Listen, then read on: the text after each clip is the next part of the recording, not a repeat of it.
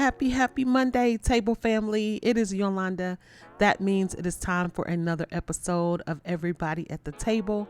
I am so excited that you are back with me today on episode 41. If you haven't caught up on the last couple episodes, you need to listen in. We're having some dynamic conversations around the topics that drives this platform of how we create access for all in a variety of different ways. And today is no different. I am happy to have back at the table Bruce Carter. You remember him from an earlier episode where he came to talk to us about how he has created a business out of helping himself with repairing his own credit, and now has launched into an entire business on how he supports people who need to do the same with credit repair and also with child support advocacy. He's back at the table today to talk about him running for office. We ended our last conversation with me mentioning that Bruce had decided to run for local city council where we live. And why that matters to me is because I believe representation is needed in every sphere, and especially in local governments. That is what Bruce is going to talk to us about today, what motivated him to run, the platform he's building, and why having fresh, grounded voices like him is important to future leadership, especially as we look around and see that so many of our great leaders are aging out, and some of them, while they haven't quit, probably need to quit, but we need to replace them. And that may be why they haven't quit, is because they haven't felt like others are willing to pick up the baton and lead. And Bruce has decided to do that here locally. So pull up a chair. I hope you enjoyed this conversation, what motivated him, and maybe one of you will be motivated to run as a result of this conversation. Take a listen. Hey, Bruce. Hey, Welcome back to the table. thank you for having me. You weren't gone very long. No, I love being at the table with you. Thank you. You were a hit. Your prior conversation was well received by the table family community. They're really excited to hear the work that you're doing in credit repair. And I'm excited to have you back because when we left off the episode, I shared with everyone that you have decided to run for office in our local town here in Georgia. Congratulations. Thank you, thank you. And I wanted to have you back to talk about that a little bit because in this climate where we have so much political divide and people are running to both sides of their spectrum, whether they're more liberal leaning, more conservative leaning, it's important that we have people at the table who can kind of get along with everybody. And I see you in that way. I have the opportunity to see you work your magic a lot, and you have this agreeable position of understanding all and being able to talk to so many people. So tell us a little bit, how do you go from New York guy in the city, where you grew up, the Bronx, right? Queens. Queens, New York, to small town in Georgia, and now running for commissioner. How does that look for you? How did you decide to get involved? Oh man, well, how I got involved with this was, I live here. So like you said, I encounter everybody that's also here. And I hear the complaints and I hear that, the unheard answers to questions. So there's no transparency here. So it's time for somebody to get in there that the town needs. And I've been taking care of a lot of these people in the town, so I think I fit that position, and I think I want a seat at that table. Have you been able to knock on doors yet? Have you been able to go and talk to the people and hear what the people say? And tell me a little bit about that, right? Because our town is very small in that it's really part of a larger county here. So it's not like we just in this little isolated town with miles before you see another person, right? But Right. the actual government of the town is a separate entity from the larger county that we live in, and it's kind of its own little nook in the greater Atlanta area, if you will. And it's quaint and mixed, and our where we live is a different set of people than probably was in the town at large. Yes, yes, So what does that look like? Because for you, a black man in this community, to go out and talk to everybody that lives in the community. well, kind of the work that I've already been doing. You know how they say your work speaks for itself?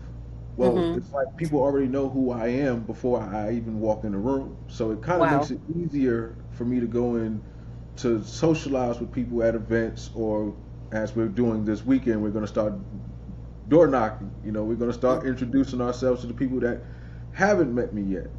And Okay. if I got to stand there all day and host a conversation with just one door that we knock on, then so be it. At least it'll be somebody else who know who I am, and they'll see what I'm bringing. And part of that is understanding who the person is that you're voting for, and having those type of conversations is something I look forward to this weekend.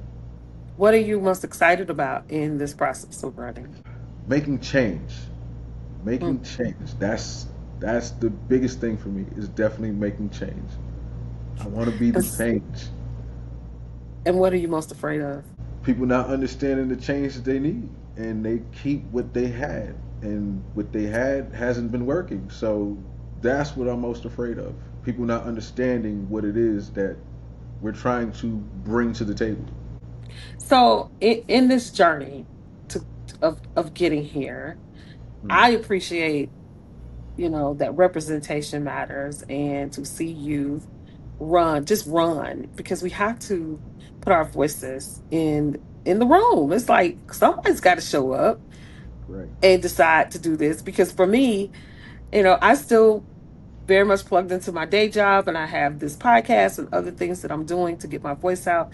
I've thought about running for local offices and things like that before, but I don't want to be bothered with the foolishness, Bruce. I mean, you getting it. I hear you say you're excited about creating change, and I believe that that is the genesis of most politicians when they join, is they do want to do good work, and then somewhere in getting the job, there's this turn that happens, and it's almost like you see what it's like you said, the fear, your actual fear is sometimes what happens, and people don't want to change, and you're here fighting these people to get change, and this becomes frustrating. But I think we still have to show up.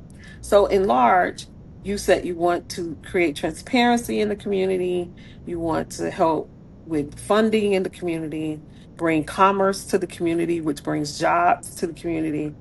Yes. And would you say that that's your foundational platform for running? Do you have like a slogan? What, how Yeah. people know, like, Bruce Carter for commissioner? What does that mean? Like, what's your slogan? My slogan is bringing transparency. We're trying to bring more transparency. Is again, it's a lot of unanswered questions here. So it's a lot of things that's happening behind closed doors. So it's trying to actually open those doors and allowing people to have a voice. So that's the biggest thing is transparency. So, but again, lowering those taxes and them utility bills, because again, I'm paying those bills too. Right, right, I'm part of right, I'm part of this community. So right, again, it's not just me doing it for them, but it's helping all of us because right. I'm seeing the same struggles that everybody else are seeing. You know, Absolutely. I'm working here, and again, I'm the problem solver for everybody here, especially at our property. So Hmm. being able to take that outside of this property and doing more for the community, not just our community, that makes a big difference, and that's something that I look forward to doing. For those who may not be in Georgia, I don't know what it looks like in your local town, but in most of our local roles, you run for a very short period of time. You're not out like you're doing for Congress or governor or state rep, where you're Mm. a year in this running process. You're running in August, we vote in November, and you'll know very quickly if that job that you're seeking is yours in this short period of time. And we've talked, what are some of the obstacles you've come up against already? Like, I know you're excited, you're ready to go, but everybody's not excited to see you show up. What are some of the obstacles that you've run into? Oh, they try to paint me as helping people that shouldn't get help because of what Mm, I do with my business. And to make it clear, what I do with my business is I help mothers and fathers battle child support system. It's not even so much battling it, but having an understanding, educating them on the legalities of it and the responsibilities of it, and doing it the right way. That's what it's about. It's not freeing anybody or helping deadbeats. That's definitely not what it is, and that's definitely what a picture that I have heard that has been spread out there. But again, the clients that we've had or the people that we've helped, they will definitely come out and say that it's definitely not like that, because ultimately that person has to go in there and fight for themselves. So let's talk about that a little bit of the second part of what you do in a consulting format and helping people with credit repair is helping people work their way through the child support system. And you're doing that for fathers and for mothers.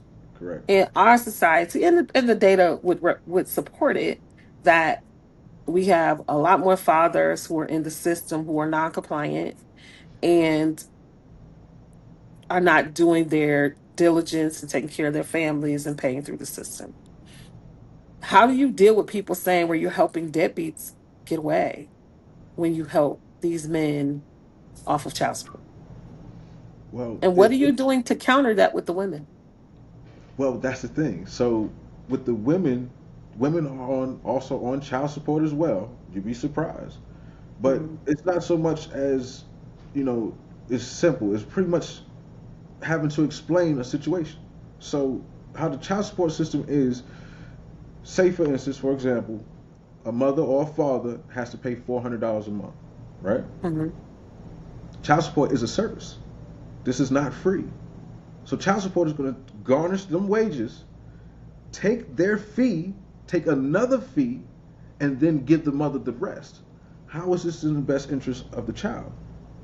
So Right. now she's getting bare minimum of what they're taking, and out of 400, it's been noted that they're getting anywhere between 85 to $119. How do they? So How you?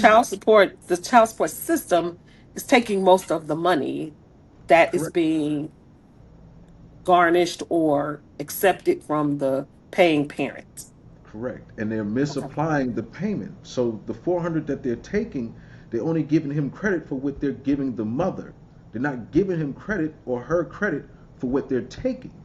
So now Okay. this creates arrears. Okay? Because now the Mhm. balance isn't satisfied.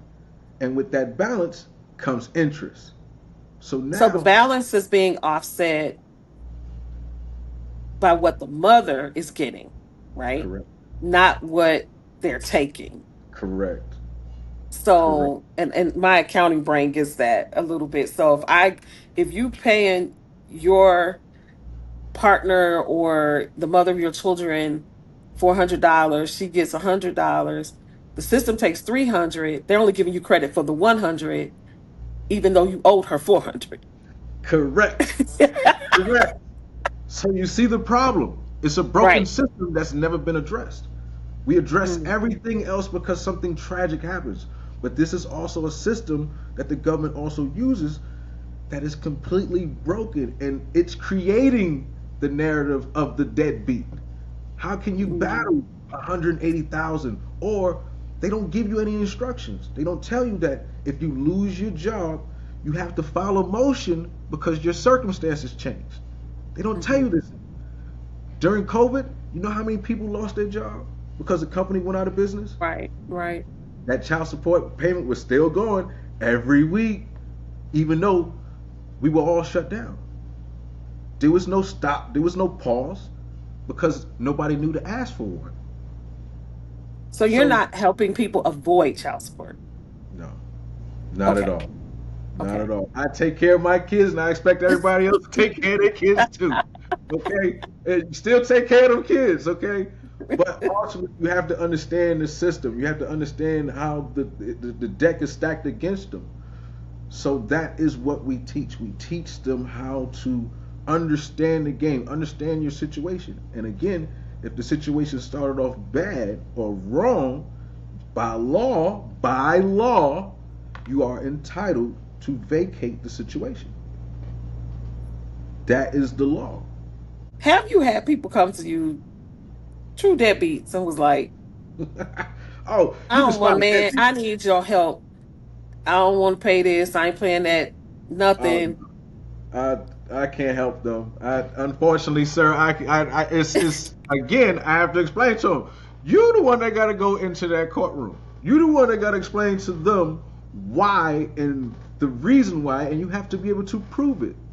If you don't have none of that proof, there's nothing I can help you with. Again, this is not beating the system. This is understanding the system, especially if you're obliging by it. If you're living by the law, but it's just really stacked against you, then yes, you need to educate yourself. Our governmental systems are broken. They are. And my challenge with most of them, particularly systems that are built against these marginalized communities, that whatever race, creed you claim, it's those systems where people just get piled on, whether it's the parole system or the child support system, where ultimately the people who are supposed to benefit don't get the benefit, and it just becomes supporting governmental mechanisms, right? So you have placed yourself dead center of a very controversial topic. If you win this seat, and when you win this, let me rephrase that. When you win this seat, what are you going to do with that? Are you going to continue? How do you reconcile that and make sure people know the purpose of your heart with your work and the office that you're running for? Because you're going to be a part of the government. True. And my part that I'm trying to play in this government is helping people. So me getting this office shouldn't stop me continuously helping families. I mean, nothing should change. This is what the goal is to help, and that's what I'm doing. What are Just you like hearing from the people you've talked to already? Are they ready for it? Do they want you there? What are you hearing? I mean, you hear a little bit of everything, and everybody tries to kind of keep their opinion when I'm around because it's not like, oh, I don't want him to think I'm his friend or I'm gonna vote for him or So and then I don't question it either. It's all about facts, and I think so far that what I got on paper, it stands up. My reputation stands up for itself, and so I'm not worried. I'm not worried. I'm excited. I'm excited that it's kind of like the movies, how it politics, it's really politics. It really gets political, so to say. I'm excited to see you run because we need more faces, more people with your experience, life experience at the table to share and to help guide voices. I ask of one thing of you when you win is knock on doors all the time. Don't just knock on doors when it's campaigning time. I said this back in, I don't know, when I was campaigning last year for Kamala Harris. I was so disappointed because I feel like people, and I understand it, they are weary that the only time politicians knock on their doors when they want to vote. And how do you encourage people to stay engaged in the process when you only want to talk to them when you want something out of it? You, even if you personally, politician, can't have a team, I mean, go have a team that goes out quarterly or every 6 months and knock on doors. Hey, I'm your commissioner. I'm just, here are the 5 things that we've worked on this year, and we need your input. And how do you feel about this?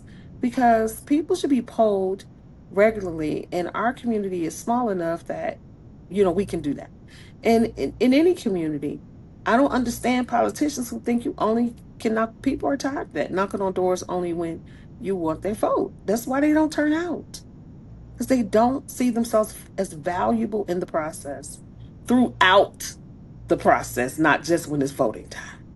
Thank you, Bruce, as always. I appreciate you joining me and having really good conversations. And when you win, I'm going to have you come back and talk about what it was like knocking on the doors, whether you would run again or not, what Oh, this journey, brings out of you, and encourage maybe somebody else to do the same.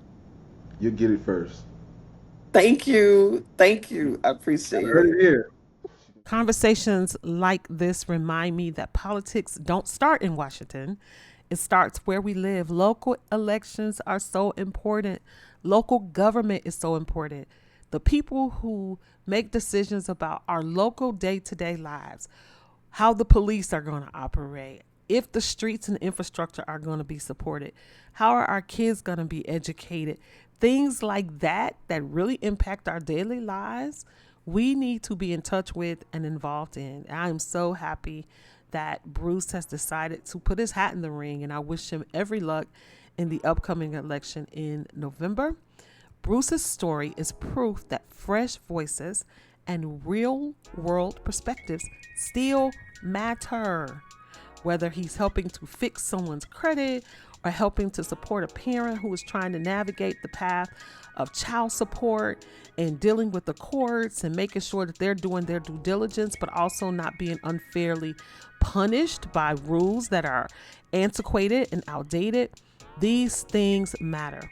How you show up and what you are doing is what's going to make the difference between each of us adding our piece to the puzzle of creating access and equity for all. And it may not be running for office. That may not be your thing. I don't know what it is, but I know that each of us has an opportunity daily to add something to the mosaic of how we do this and get better. It is not the responsibility fully of Washington to make this happen. It's neighbor helping neighbor, friend helping friend, each of us looking out for each other. And that's how we move the needle on making sure everybody is represented equally. Thanks again for joining. As always, hit the comments. If you're thinking about running for office, let me know. You can come on the podcast and discuss your platform. Until then, take care and dine well.